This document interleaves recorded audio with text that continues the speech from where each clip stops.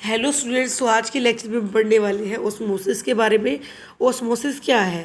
The movement of water molecule through a selectively permeable membrane from the region of higher water concentration to the region of lower water concentration is called the osmosis. Osmosis वो process है जिसके through जो है water का movement होता है higher concentration से lower concentration की तरफ through the selectively permeable membrane.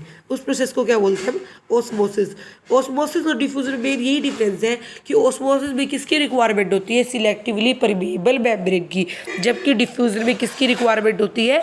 Diffusion में ऐसी कोई मेम्ब्रेन की रिक्वायरमेंट नहीं होती। तो मेन डिफरेंस इसमें यही है। और आप कैसे बता सकते हो ओस्मोसिस को कि डिफ्यूजन होना वाटर मॉलिक्यूल का across the semi permeable membrane, इस प्रोसेस को भी क्या बोलते हैं? ओस्मोसिस। तो ओस्मोसिस एक तरह का डिफ्यूजन ही है वाटर मॉलिक्यूल का, जो कहाँ से कहाँ मूव करता है?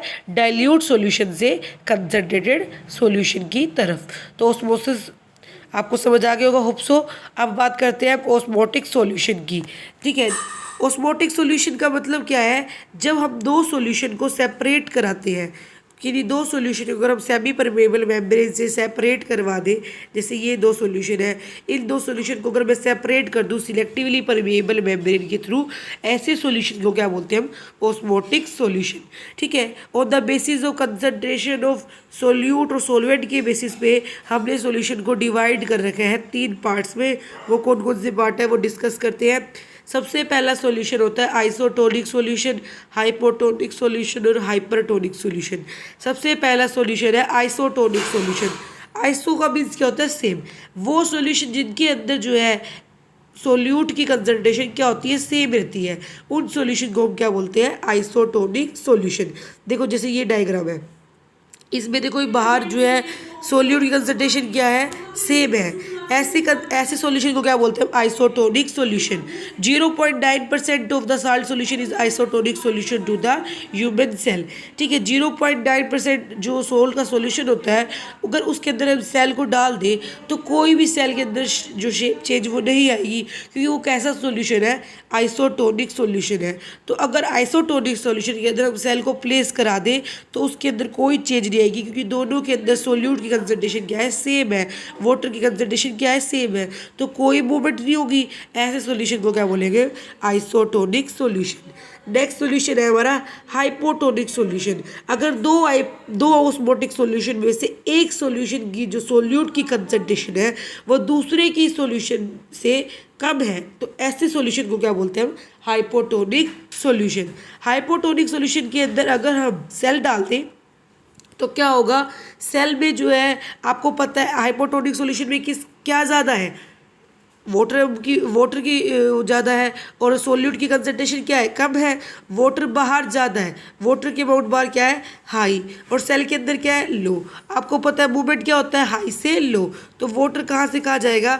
बाहर से अंदर की तरफ। ठीक है, बाहर से अंदर की तरफ जाएगा तो वाटर बाहर से अंदर जा रहा है, तो एंडो प्रोसेस हो रही है, तो इसको क्या बोलते हैं हम? Endo osmosis. क्या बोलते हैं? Endo osmosis. ठीक है, अब नेक्स्ट बात करते हैं नेक्स्ट सॉल्यूशन की, that is the hypertonic solution. Hyper का मीन्स क्या होता है? ज़्यादा। ऐसे दो ऑस्मोटिक सॉल्यूशन जिसमें से एक सॉल्यूशन में कंसंट्रेशन जो है सॉल्यूट की वो दूसरे सॉल्यूशन से क्या हो? ज़्यादा हो। हाइपर का मीन्स ग्रेटर, तो ऐसे सॉल्यूशन को क्या बोलते हैं? Hypertonic solution. हाइपरटोनिक सॉल्यूशन का क्या एग्जाम्पल? 10% जो ग्लूकोज का सॉल्यूशन होता है मेमिलिन सेल के लिए, वो कैसा सॉल्यूशन है?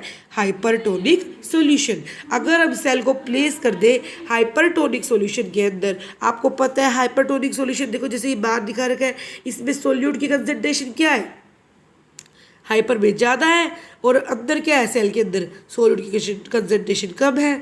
और बाहर अगर सोल्यूट ज़्यादा है तो सोलवेंट क्या है? लो है, जैसे यहाँ मैंने लिख रखा है, एल से दिखा रखा है। और अंदर क्या है? वाटर ज़्यादा है, हाई से दिखा रखा है, एच से दिखा रखा है। तो अंदर ज़्यादा है, आपको पता है मूवमेंट क्या होती है? हाई से लो। तो वाटर अंदर से बाहर की तरफ जाएगा, तो एक्सो प्रोसेस हो रही है, तो क्या इसको क्या बोलते हैं हम? एक्सो ओस्मोसिस। ठीक है, तो इस केस के अंदर जो सेल की क्या हो जाएगी? श्रिंकेज। क्या हो जाएगी?